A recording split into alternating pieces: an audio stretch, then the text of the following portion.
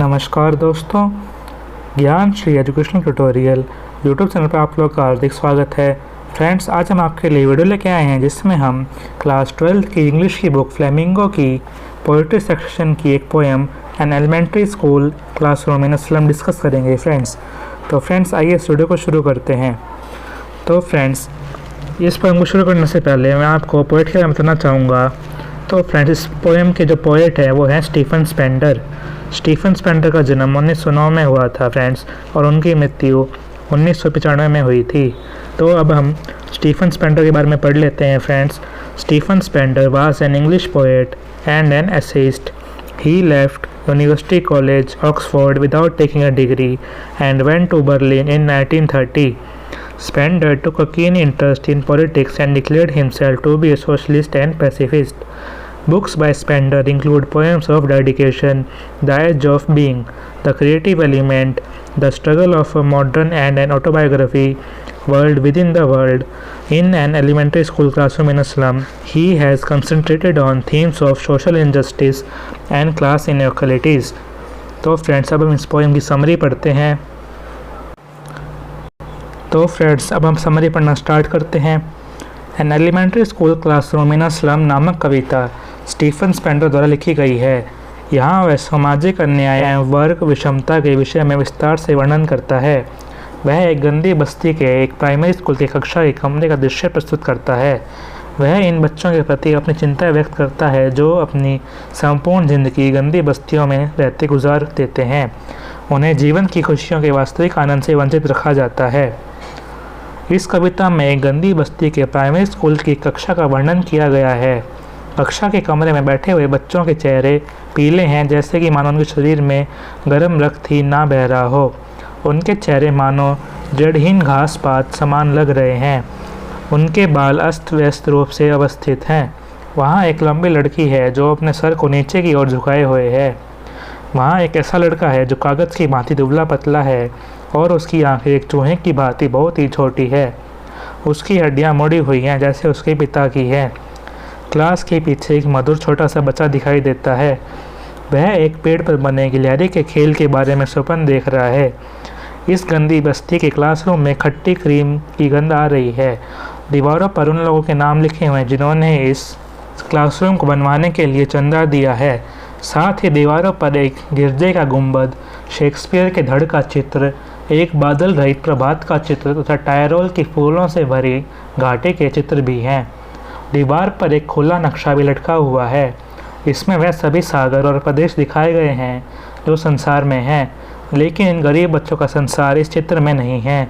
उनके लिए तो क्लासरूम की खिड़कियां मात्र ही उनका संसार है। संसार का यह चित्र उनके लिए अर्थहीन है। इस नक्शे के स्थान पर वहाँ गंदी बस्तियों के प्रलय समान बड़े बड़े चित्र होने चाहिए। कवि स्कूलों के गवर्नरों, इंस्पेक्टरों, अध्यापकों या जिम्मेदार नागरिकों को आह्वान करता है कि वह इन बच्चों को गंदी बस्तियों से दूर लेकर जाएं। वह इन बच्चों को ऐसे स्थानों पर लेकर जाएं जहां वे हरे भरे खेतों में और सुनहरी रेत के ऊपर खेल सकें और वहां अपनी पुस्तकों में से पढ़ सकें। कवि कहता है कि इतिहास केवल उन्हीं राष्ट्रों का होता है जहां बच्चे स्वतंत्र रूप से रहते हुए संसार में उपलब्ध सभी आनंदों का सुख प्राप्त कर सकते हों। तो फ्रेंड्स, ये थी हमारी इस पोएम की समरी। अब हम इस पोएम की क्वेश्चन डिस्कस कर लेते हैं फ्रेंड्स। तो आइए चलते हैं क्वेश्चंस की तरफ। तो फ्रेंड्स, पहला क्वेश्चन देखिए, tick the item which best answers the following. तो हमारा फर्स्ट पार्ट है friends, the tall girl with her head weighed down means the girl. Option 1 is ill and exhausted. Option 2 has her head bent with shame. Option 3 has untidy hair. तो friends, का right answer जो होगा option number 1 is ill and exhausted. The girl is ill and exhausted, ये हमारा right answer है friends. Second part देखिए, the paper swimming boy with red eyes means the boy is. Option 1 sly and secretive. Option 2 thin, hungry and weak. Option 3 unpleasant looking. तो friends, right answer जो होगा option number 2 thin, hungry and weak. हमारा option 2 right answer है friends. The boy is thin, hungry and weak. C part देखिए, the stunted, unlucky hair of twisted bones means the boy. Option 1 has an inherited disability. Option 2 was short and bony। तो friends right answer जो होगा वो option number 1 has an inherited disability. हमारा option 1 right answer है friends. The boy has an inherited disability. B part देखिए friends. His eyes live in a dream. A squirrel's game in the tree room. Other than this means the boy is option 1 full of hope in the future, option 2 mentally ill, option 3 distracted from the lesson। तो friends right answer जो होगा option number 1 full of hope in the future.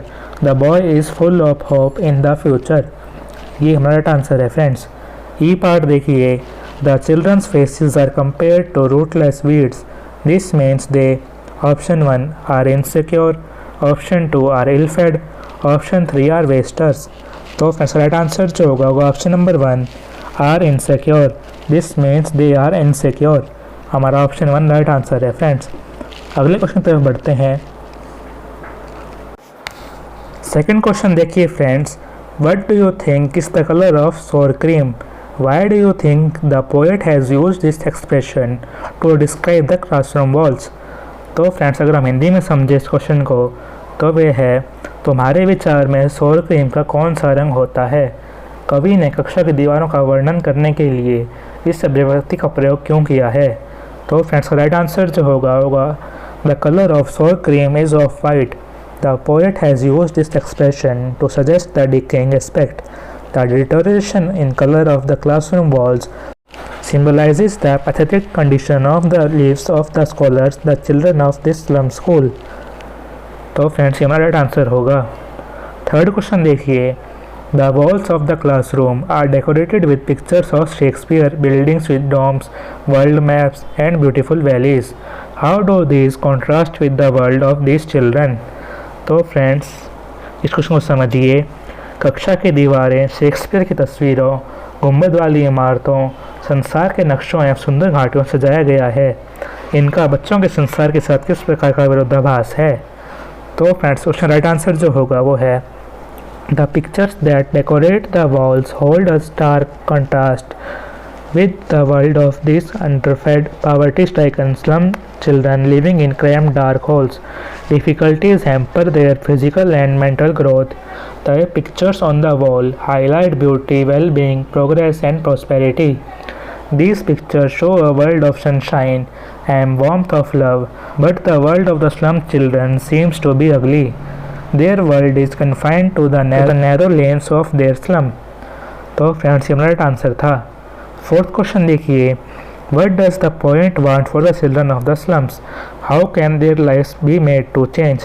तो friends इसको हम समझते हैं। कवि गंदी बस्तियों में रहने वाले बच्चों के लिए क्या कहना चाहता है, उनके जीवन को किस प्रकार से बदला जा सकता है?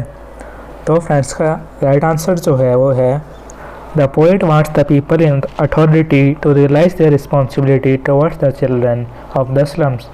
All kind of social injustice and class inequalities be ended by getting rid of the obstacles that confine the slum children to ugly and filthy surroundings. They should be allowed to study and learn to express themselves freely. If this is done, they will share the fruit of progress and prosperity. Their lives will change for the better। तो friends हमारी ये poem ख़त्म होती है। इस video में हमने English की क्लास 12 की बुक फ्लेमिंगो की एक poem an elementary school classroom in a slum discuss करी फ्रेंड्स इस वीडियो में मैंने आपको जो आंसर बताए हैं वो बिल्कुल ही सटीक हैं। आप चाहें तो उन्हें एग्ज़ाम में भी लिख सकते हैं।